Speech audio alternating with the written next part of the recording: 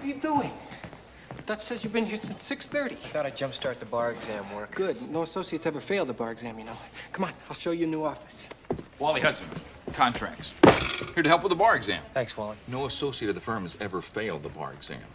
First day's a 4-hour multiple choice on ethics. Look at the first 6 chapters. I'll see you Wednesday, 8:45. Oh, no associate of this firm has ever failed the bar exam. No kidding. Ken Curry, Domestic Relations. Mike Allen, Wills and Estates. Nina. Fuck. Please. I'm sorry. Can I help you?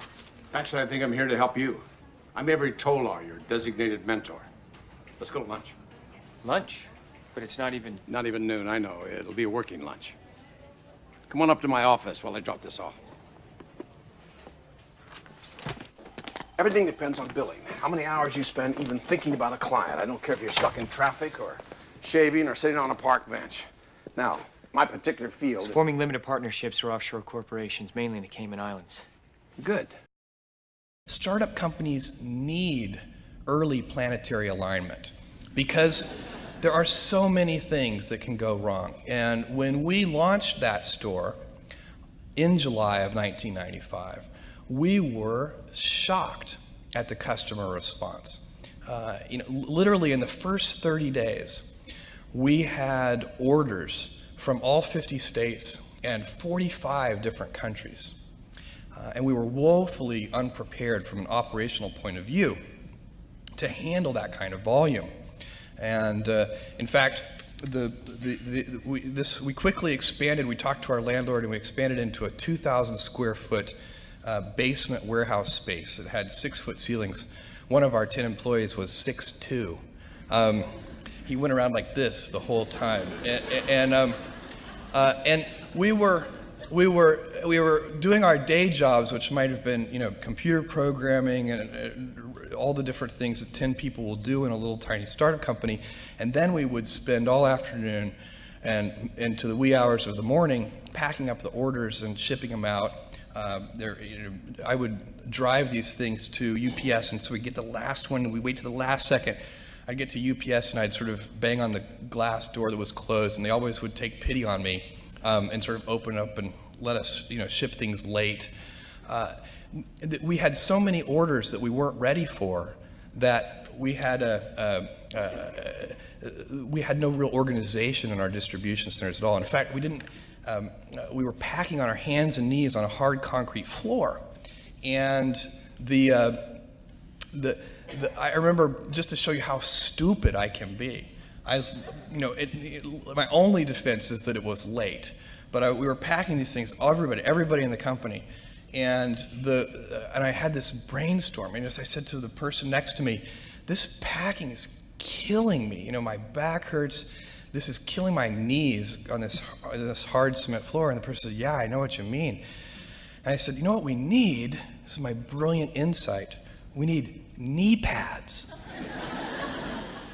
I was very serious. And this person looked at me like I was the stupidest person they'd ever seen. They're like, I'm working for this person. This is great. And said, what we need is packing tables. And I looked at this person, and I thought that was the smartest idea I'd ever heard. The next day we got packing tables, and I think we doubled our productivity. That early stage, by the way, of Amazon.com, where we were so unprepared, is probably one of the luckiest things that ever happened to us, because it formed a culture of customer service in every department in the company, every single person in the company, because we had to work with our hands so close to the customers, making sure those orders went out, really set up a culture that served us well. And that is our goal, to be Earth's most customer-centric company. I think the story about how I came to Johnson & Johnson is a very interesting one. I actually had an offer from a competitor when I was looking at roles that I wanted to go into full-time. And I remember meeting with the VP of HR at the time, and he sat me down and we talked through the different offer that I had from the competitor. And what he basically said to me was, if you work for that competitor, you will never save a life. And I remember that touching me so much. that I haven't left J&J since. The unwritten rule, there's just so many unwritten rules that you have to deal with. You know, and I say, you know, you don't know. It just makes me very uncomfortable to think, because I think of all the things that I've done wrong, and it makes me mad at myself.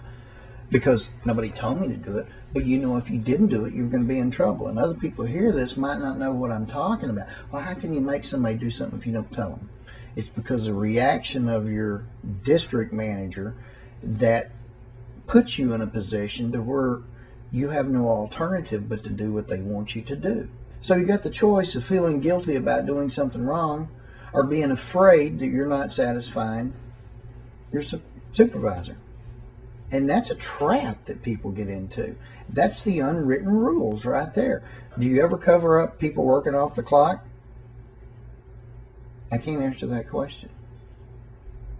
And the reason I can't answer that question is because no matter what I say, I'm still guilty.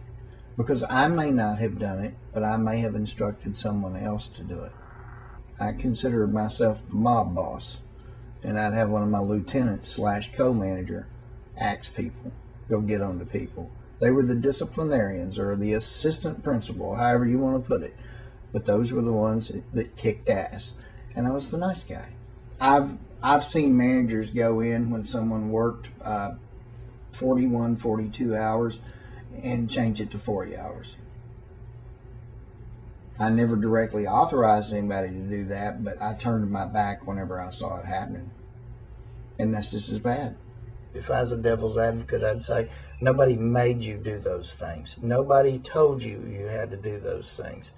Well, if that's true, then why have I worked with all these people all these years, and they all think like me and feel the same pressures and are doing the same things? People would transfer in from other states, and I'd catch them shaving payroll.